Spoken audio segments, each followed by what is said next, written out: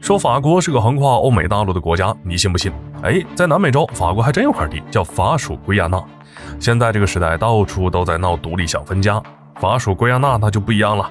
别人想走，他偏不想走，任凭法国怎么撵，甚至是求爷爷告奶奶的求着独立也没用，他反正是动弹不了一点。怎么法属圭亚那就是死活不肯独立呢？今天球哥就带大家来了解了解。法属圭亚那位于南美洲北海岸，总面积约为 8.4 万平方公里，人口约29万人。听名字就知道，法属圭亚那不是什么独立的国家，而是法国的一个海外省。当初他和苏里南、圭亚那还是一家人，大家在南美洲开开心心的过着自己的小日子。可谁知道，突然有天来了个叫哥伦波的，把他们给曝光了，搞得一大群殖民者跑到南美洲，把圭亚那给瓜分了个干净。等到上个世纪，世界掀起了独立的浪潮，很多地区都迫不及待地脱离殖民统治，想成为一个主权国家。原本被英国和荷兰所殖民的圭亚那地区都独立了，反倒是法属圭亚那不但不闹独立，甚至任凭法国怎么催促都不带动弹的。这法国就好奇了，你兄弟们都独立建国了，怎么你们就不懂呢？独立啥独立呀？我觉得跟着大哥你日子就过得很不错呀，那我干嘛还要独立呀？别说现在不独立呀，以后也不会独立的，你就放心吧。法属圭亚那的态度坚决到了什么程度呢？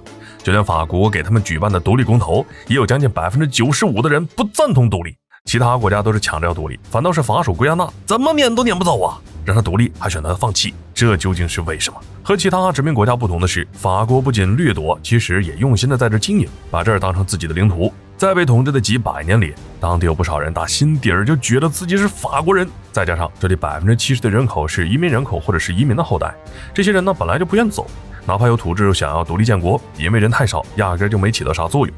当然，除了这个原因之外，法属圭亚那不愿意走呢，是因为他们发现，当了法国的海外省，日子过得那就一舒坦。自从被法国宣布自己是他的海外省后，过了10几年，又被升级为法国的一个大区，由中央政府管着，当地的社会福利和保障直接提到了和法国本土一个待遇。不仅如此，法国每年还会给法属圭亚那提供大量的经济援助，说白了就是每年都会给钱儿，而且给的还特别多。而且法国还在这儿修建了欧洲航天发射中心，给法属圭亚那带来了大量的岗位和经济收益，每年还能领来自欧盟的补助。靠着这些东西，当地居民都不用努力工作，就能过上衣来伸手饭来张口，吃香喝辣的懒散日子。而且法国不仅得花钱养着，还得花钱保护着。毕竟法国可是说法属圭亚那是法国领土的一部分，哪有不保护自己领土的道理呢？好歹法国也是无常之一，手里也是有盒的。不讲道理，人家多少还是会一点武力的。估计没有哪个国家会这么不长眼的要去挑衅法国吧？法属圭亚那死活不肯独立，这法国也愁啊。为啥？因为法属圭亚那这块地拿在手里呢，自己不仅不赚钱，甚至每年还得倒贴进去不少。因为法属圭亚那本来就面积小，又是热带雨林气候，到处都是雨林，再加上这里资源匮乏，基础设施很久都没有更新，太陈旧了，使得当地的工业基础落后，经济支柱就靠着林业和农业等。经济想要发展，就得依赖法国的援助，一旦援助断了，法属圭亚那就可以说是废了。法国明白这个道理，而法属圭亚那也明白这个道理，所以他才死拖着不肯走。因为背靠法国，法属圭亚那的人均 GDP 高达 1.82 万美元，虽然不算富裕，但至少比其他南美国家要好得多。更别说已经独立的苏里南相比，苏里南就是个例子，本来帮着荷兰日子过得好好的，然后独立了，现在过的什么日子？人均 GDP 连5000美元都不到，两者可以说是天壤之别。像他这种要资源没资源，要经济没经济的，一旦独立了，日子说不定会过得比隔壁还要差。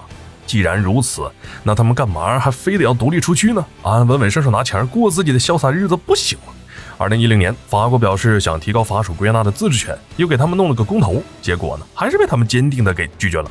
因为他们认为，要是同意提高自治权，法国少给援助款项怎么办？少在那里拿着什么自治的理由少给钱儿，我们是不会上当的。好了，本期视频到这儿就结束了，麻烦各位看官用你发财的小手点来点赞关注呗，咱们下期再见。